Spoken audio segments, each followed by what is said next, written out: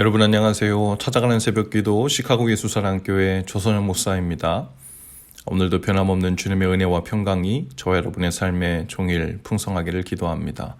오늘 말씀은 시편 122편 1절에서 9절까지 말씀입니다. 제가 읽어드리지요.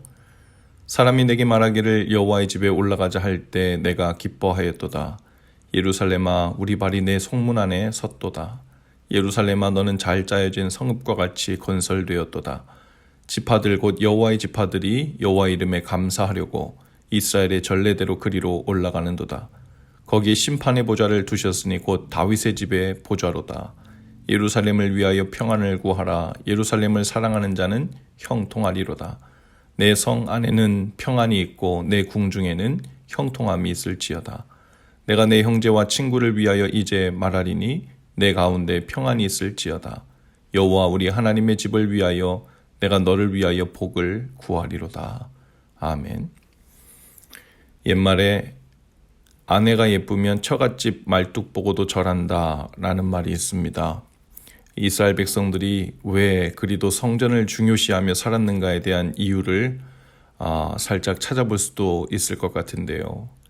하나님을 너무도 사랑하니 하나님의 이름을 두신 집, 즉 성전에 올라가며 내려오는 길이 그토록 즐거웠던 것입니다.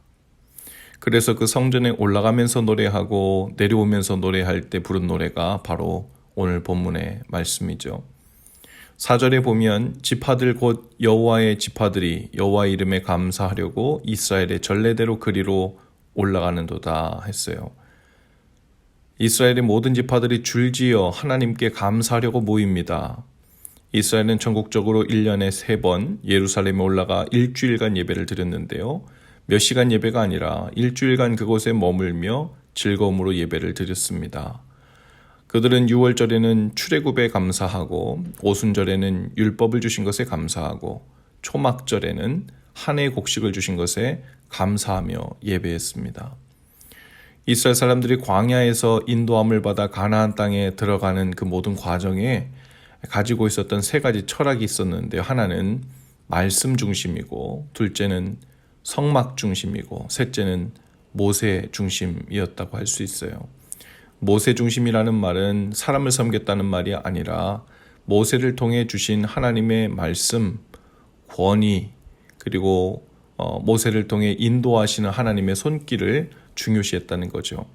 광야에서는 모세가 3가지 역할을 했습니다. 백성들의 왕이기도 했고 제사장이기도 했고 선지자이기도 했죠. 훗날에는 물론 이 3가지 역할이 분리되었습니다. 이 3가지가 광야 생활을 하는 동안 신앙생활의 기본이 되었죠. 이스라엘 사람들은 가나안에 들어가 살 때도 안식일을 지키며 하나님의 말씀을 들었는데요. 백성들은 예루살렘 성전에 올라갈 때 예배만 드린 것이 아니라 왕의 판단도 함께 받았습니다. 그래서 5절에 이렇게 기록되어 있습니다. 거기에 심판의 보좌를 두셨으니 곧 다윗의 집의 보좌로다. 왕에게 문제를 가지고 가면 왕이 판단해 주었어요. 백성들은 예루살렘 성전에 올라갈 때 예배할 뿐 아니라 자신의 판단받아야 할 일들을 직접 왕으로부터 듣기도 했죠. 그처럼 예루살렘에는 세상을 심판하는 하나님의 보좌가 있었습니다. 백성들은 그것을 다윗 집의 왕좌라고 불렀죠. 그리고 그 판단의 권위를 인정하고 순종했습니다. 마치 하나님께서 다윗과 솔로몬을 왕으로 세우시고 그들에게 지혜를 주어 백성들의 일들을 일일이 판단하게 하신 일이 그대로 성전에 올라갈 때 이루어진 거죠. 오늘날은 안식일 대신에 주일을 지키죠. 성전 대신 교회 나갑니다. 명칭은 바뀌었지만 그 중심 의미는 변하지 않았죠. 정기적으로 하나님 앞에 나아가 감사할 시간을 갖습니다. 그리고 그것은 하나님의 이름을 두신 곳으로 불립니다. 물론 사람의 손으로 지은 성전에만 계신 것은 아니지만 그 이름을 두신 곳이기에 하나님을 사랑하는 사람들은 즐거움으로 교회에 올라가고 또 내려옵니다. 그리고 교회에서 왕으로 판단하시는 예수님을 뵙고 선지자로 전해주신 하나님의 말씀을 듣고 또 몸소 제사장이 되시고 또 제물이 되어주신 예수님을 통해 예배합니다. 오늘 예루살렘을 기뻐하고 있는 시인처럼 오늘 우리도 하나님의 성전인 교회에 나가기를 즐거워하며 기다리고 또 오가는 그 거룩한 루틴이 만들어지면 좋겠습니다. 감사의 예배만 드리러 가는 것이 아니라 그곳에서 우리의 삶을 드러내놓고 말씀을 통해 만왕의 왕의 판단을 받는 자리가 또한 되어야 하죠.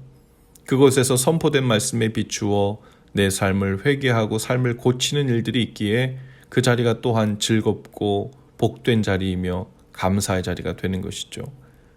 주중에는 보이지 않는 마음의 성전에서 주님을 뵙고 말씀을 듣고 삶을 판단해 주시는 음성을 들을 수 있기를 바랍니다.